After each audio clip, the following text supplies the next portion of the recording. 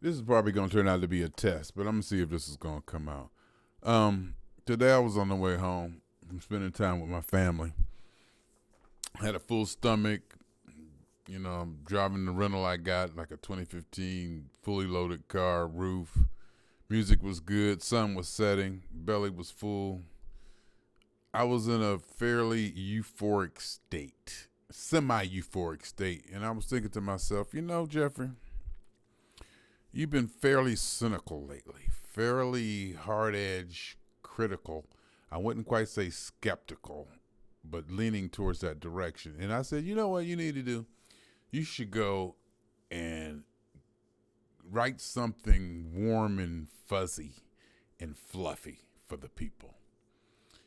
Put out some of that energy. The sun was setting and it was just nice and I was feeling good. The roof was open. I said, you should just, because I can do it. I can really do it, even though, and I really am that person. Now, true, I know some people who are really, I don't want to use the word hippies, but into that new age kind of thinking and all these different kinds of new age kind of thinkings to where, love is just everything and happiness and rainbows. And, I know a fairly amount of people like that. I also know people on the other side who are skeptical and scientists and just hardcore, hardly no imagination, no beliefs, no faith. They don't even like to use those words. They don't even like to use the word spirit or anything. you know and and I think I lie somewhere in the middle, and I think the real lies somewhere in the middle. But I tend to get what I pick and choose what I like from everything all the time and put it together. So and I said, I need to write something that's going give some people a warm and fuzzy feeling, harmony and love and rainbows. And so I started thinking about it, because even though I would write something like that, I'm gonna have to come from my perspective, and that's still gonna be over the top, with some over the top, what I think intellectual, philosophical Jeffrey, realism to it. Because even though I used to give speeches and stuff in church, and regardless of how I felt about God and religion, I knew how to write and say things that didn't contradict with the way I felt, but was able to get the people going. There's a balance. There's a balance between what I believed, what I knew the church believed, and what I knew what they wanted to hear. And there's a way you can put it out and deliver it. So I said, let me do that for them. I want to put out something warm and fuzzy. And I got to thinking, and I started thinking about love. Love is the I don't want to say highest. I forget what I wrote in my book, but love is up there. Consciousness is most high. Consciousness is the highest for me. Love, and I started thinking about love, is life based. Love is life based. A lot of people want to equate love with it'll save the universe. Love will save the earth. Love is all we need.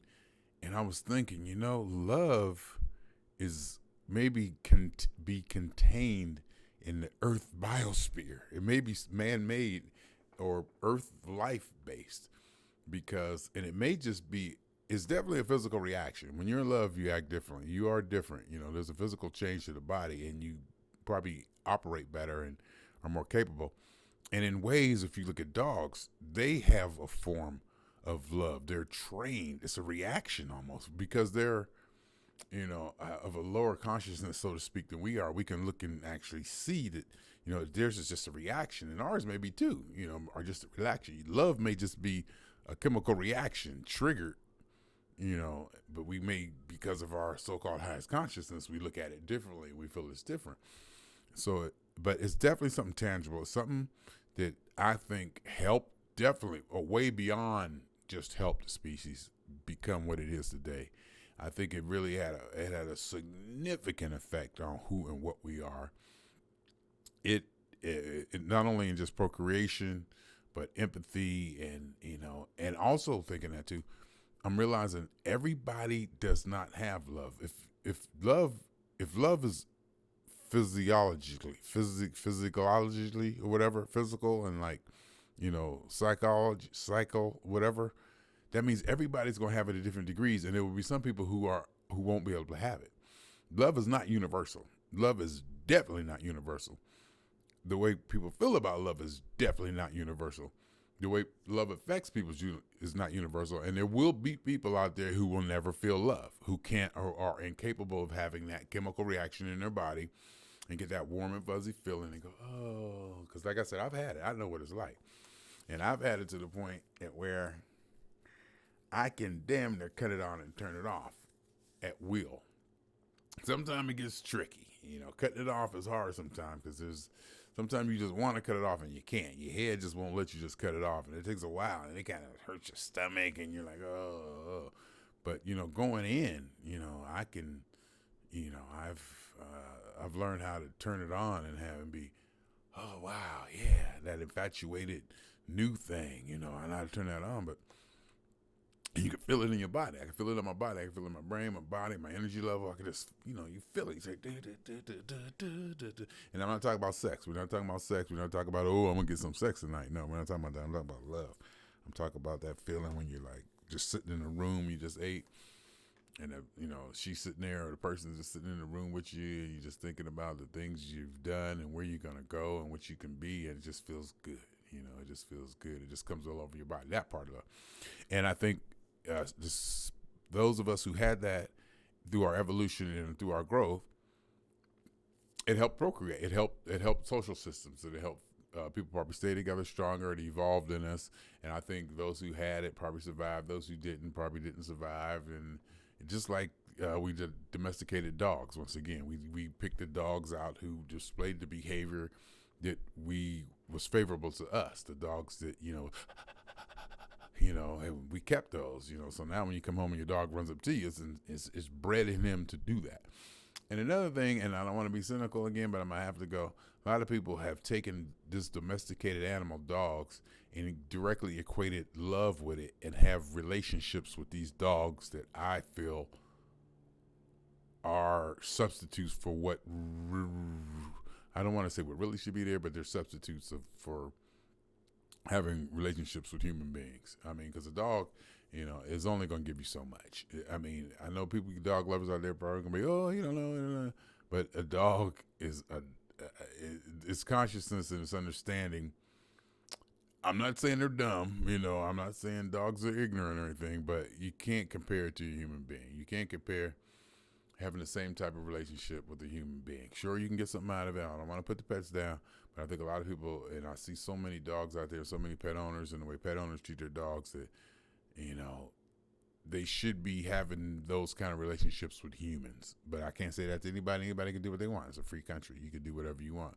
But for me, you want to, I prefer myself to express that kind of love and affection to another human being that will return it to me not because they're bred to, not because they're bred to, but because they can think about it and they can make a decision, and they think, okay, this is they're not like forced to, But what was I going to say? And that's where I'm thinking about love and everything, and love is the best. It's definitely the best physical feeling that a human being can have. It's definitely the highest physical thing, where consciousness is the most highest thing in the universe. Consciousness is the most highest. Love is definitely most, physical thing. But then I started thinking, love is a reward. Love is not a solution. Love never solved anything.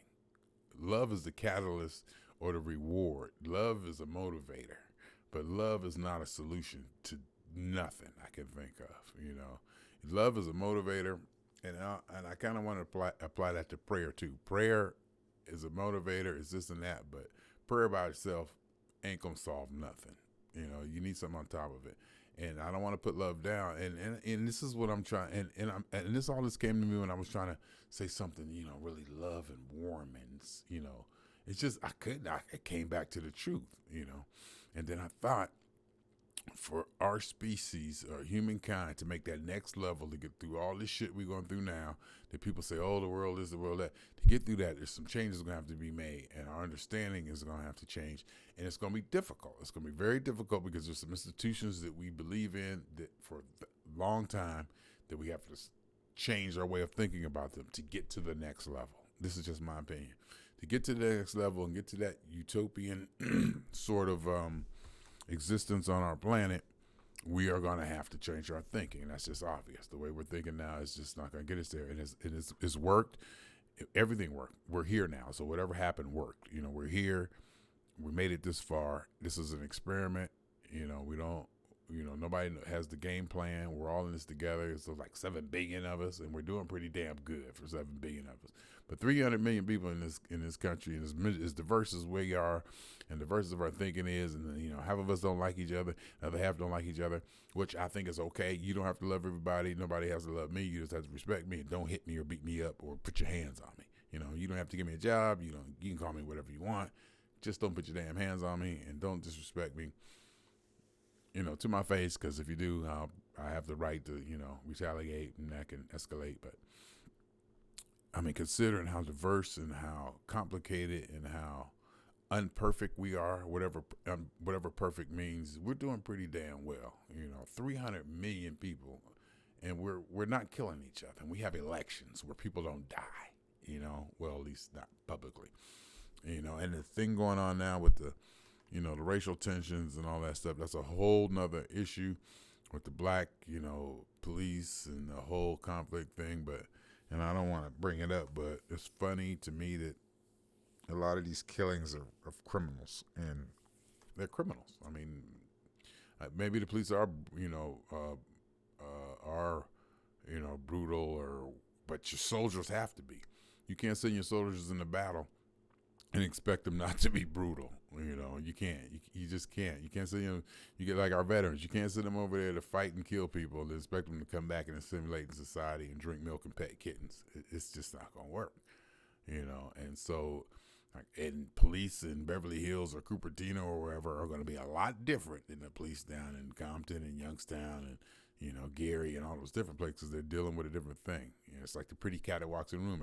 Some cats walk in the room and just brush up against you. You don't even know. You just brush up against you because it knows you want to pet it. It knows it's cute and it knows you want to pet it. That is its experience. There's other cats that come in the room and they just people react to them and they're scared. So when they walk in the room, they're like, nobody wants to pet me. That has been my experience. So there's a lot going on, but. Kind of, strayed away from the topic, but that's what I do when I do these things. But love, I came to the conclusion, love is a reward. It's not a solution. You need more than just love for the solution. And I know a lot of people who, in the new age thinking and, hippie, rainbow kind of, love, harmony, peace. Why can't we?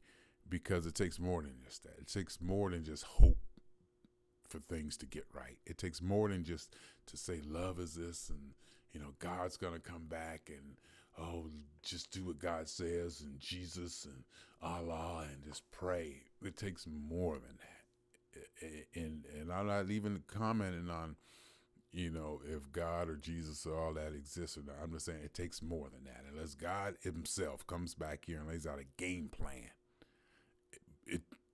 to praying and asking and waiting is not going to help, until we get a specific, and I think that's it. We need specifics. We need specifics. And I think that's where it's hard for me to be mushy and fuzzy because I keep wanting to go back to specifics to get things fixed. There's a way there's a way and there's an understanding out there that can get this all fixed, whatever fixed means. And we're on the right track. It's just, we just want it in a hurry. Some of us can see farther out and we want to get there, but we're slowly getting there because everybody ain't ready to make that leap, and there's a lot of people who can't make that leap. And that may be a lot of problem, what you see in Baltimore and Ferguson and all these other places. Some of these people ain't coming with us. They just not going to be able to come with us no matter what we do. All the police brutality can go away. Police can just move and just leave them alone. They still going to have the same problems. They still going to be frustrated. You get around all the crooked cops in the world, you still going to have the same problem you got. You just ain't going to have nobody to blame it on. But, we need specifics, we need answers, and it, like I said, I hear things from all sides and all people, and I pick and choose what I think will work, and I try to put together my plan. But the whole thing was to come together and say something all warm and fuzzy, and I guess being Jeffery Scott Mitchell, it just comes out the way it does.